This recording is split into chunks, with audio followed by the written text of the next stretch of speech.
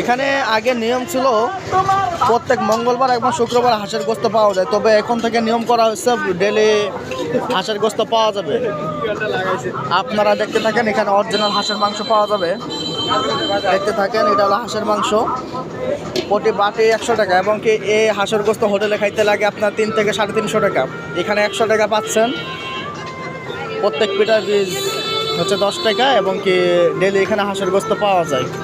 এখানে এখন নিয়মিত ডিম সিদ্ধ হয়, হাঁসের ডিম, মুরগির ডিম, এবং কি এখানে ডিম পিঠাও বানানো হয়। দেখতে থাকেন, দেখতে থাকেন একটা মানুষ কত পরিশ্রম করে লোকজনকে খাওয়াচ্ছে। দোকানের নাম হলো ভাবির চিতই পিঠার দোকান, এবং কি লোকেশন হলো কাশিমপুর ডিবিএল ফায়ার সার্ভিসের সামনে। সবাই ভিডিওটা বেশি বেশি শেয়ার করবেন। দেখতে থাকেন এখানে আজকে